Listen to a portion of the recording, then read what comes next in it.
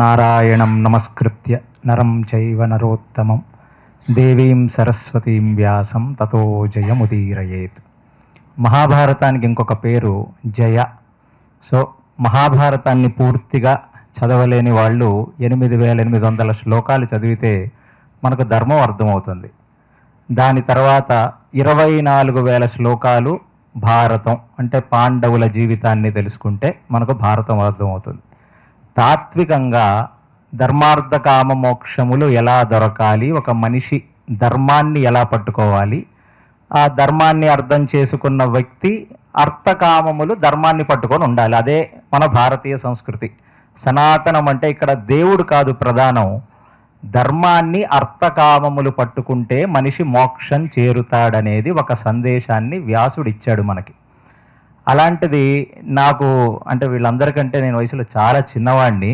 మా గురువు గారు నేను ఎక్కువ శాతం బాంబే, ఢిల్లీలో పెరిగాను నేను. సో కాలేజ్, స్కూల్ అయిపోయిన తర్వాత సంధ్యావందనాది ఇవన్నీ క్రియలు నేర్పించడానికి నన్ను దగ్గరే చెంబూరు, ఆ ఢిల్లీలో ఆర్కేపురం ఇలాంటి మఠాలకు పంపించేవాళ్ళు. అక్కడ నేర్చుకోవాలి, లేకపోతే కంప్లీట్ వెస్టర్నైజ్డ్ పర్సన్ అయిపోతారు అని మా తండ్రి గారు వాళ్ళు. నాకు ప్రేరణ ఎలా కలిగింది అసలు మహాభారతం అంటే, ఎప్పుడైనా ఒక మోడర్న్ స్కూల్లో మనం సివిలైజేషన్స్ గురించి మాట్లాడతాం. కానీ గ్రీక్ సివిలైజేషన్ అంటాం, రోమన్ సివిలైజేషన్ అంటాం.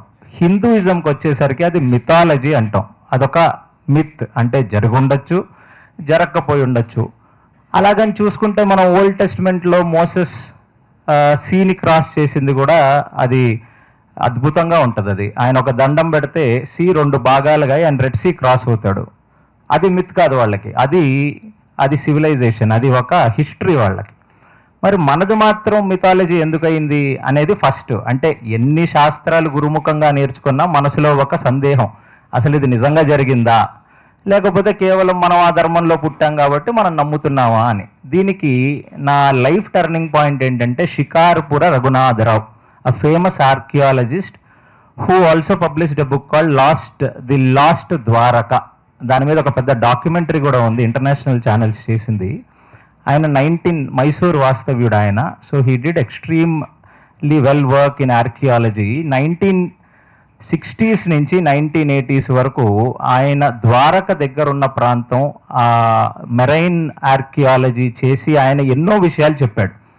అప్పుడు భారతదేశ పరిస్థితి, మరి మన యొక్క economy and all, it did not come out. Afterwards in 2025 Alok Tripathi, he's also an archaeologist, and ఆయన ద్వారక కృష్ణుడి టెంపుల్ గోమతి సముద్రంలో కలిసే చోట ఆల్మోస్ట్ ఒక 50 feet తవ్వితే 7 layers ఆఫ్ సివిలైజేషన్ బయటకు వచ్చింది. స్టిల్ ద్వారక కృష్ణుడు వెళ్తున్నప్పటి నుంచి కుశస్థలి, అంటే వాళ్ళ యాన్సిస్టర్స్ వరకు సివిలైజేషన్స్ మార్క్స్తో సహా మీరు ఇవన్నీ యూట్యూబ్లో కొడితే మీకు వస్తుంది. అంటే ఇది మన హిస్టరీ.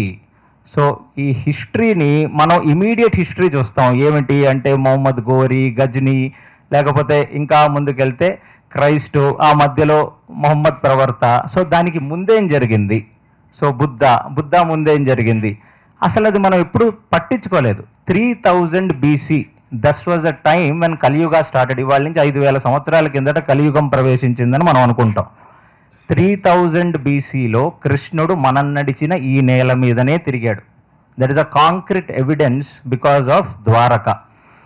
సో కలియుగ ప్రవేశంలో 36 years కృష్ణుడు కూడా ఉన్నాడు. ఏ రోజైతే దుర్యోధనుడు తొడలు విరిగి పడిపోయాడో కలి ప్రవేశం అక్కడే జరిగింది.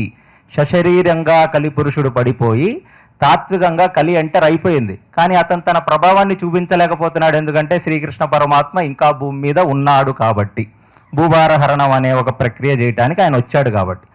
రాముడు ధర్మాన్ని ఆచరిస్తాడు, అందుకే ధర్మ పట్టాభిషేకం రాముడికి జరుగుతుంది. కృష్ణుడు ధర్మ సంస్థాపనార్థాయ సంభవామి యుగే యుగే, ధర్మాన్ని స్థాపిస్తాడు, అందుకే ధర్మరాజుకి పట్టాభిషేకం చేస్తాడు. తను స్వయంగా పట్టాభిషేకం చేసుకోడు, ఆయన కింగ్ మేకర్ అనమాట. So he is like god. మీ గాడ్ ఫాదర్ సినిమాలో the character that you see, that is what exactly Krishna is.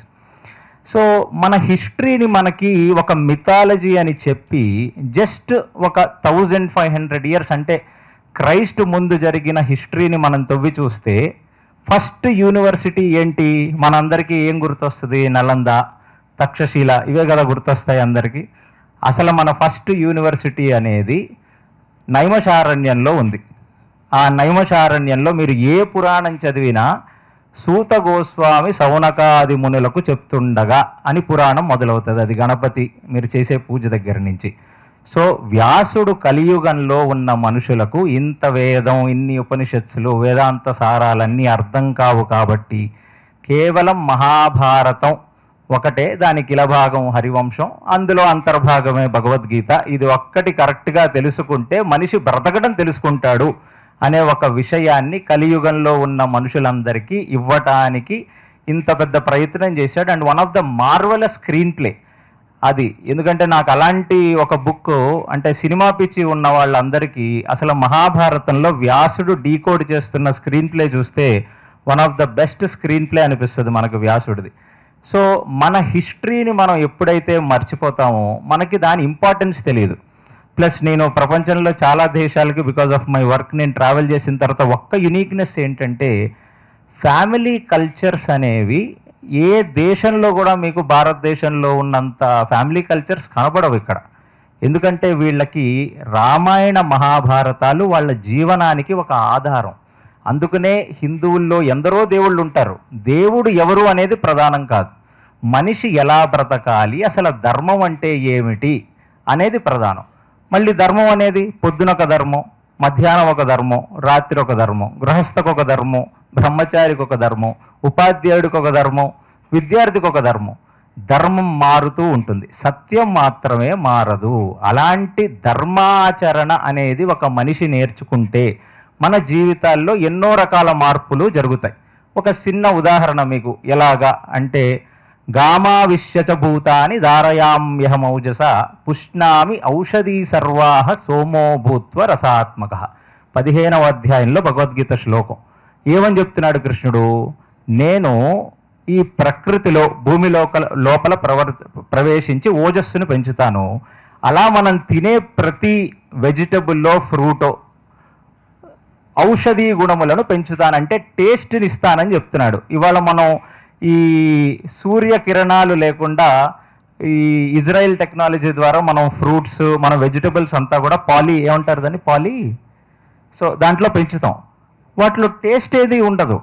So మనకి ఇప్పటికీ సైన్స్కి తెలియదు, ఫోటోసింథసిస్ వల్ల మాత్రమే ఒక వెజిటబుల్, ఒక ప్లాంట్ గ్రో అవుతుందని మనం అనుకుంటాం. కానీ భగవద్గీతలో కృష్ణుడు చెప్తున్నాడు, కేవలం చంద్రుడి యొక్క స్పర్శ, చంద్రకిరణ స్పర్శ చేతనే మీరు తినే బీరకాయకి, మీరు తినే సొరకాయకి ఆ టేస్ట్ వస్తుంది.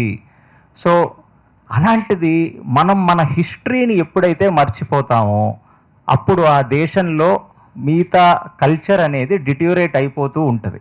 ఈ కుటుంబ వ్యవస్థ కూడా గడిచిన 10-20 ఇయర్స్లోనే డిట్యూరేట్ అవుతూ వస్తుంది. ఇలాంటి కుటుంబ వ్యవస్థ మనకి ఏ దేశంలోనూ కనపడదు. అంత స్ట్రాంగ్ పునాదిగా మనకి మన పూర్వీకులు, మన ఋషులైన వ్యాసుడు, వాల్మీకి ఇట్లాంటి వాళ్ళందరూ ఇచ్చారు. సో మోడ్రన్ పీపుల్కి మహాభారత రామాయణాల వల్ల పర్సనాలిటీ డెవలప్మెంట్ అది ఎంతగానో ఉపయోగపడుతుంది. అందరికంటే ముందు ఏంటంటే సనాతన రిసర్జెన్స్ అనేది జరుగుతుంది.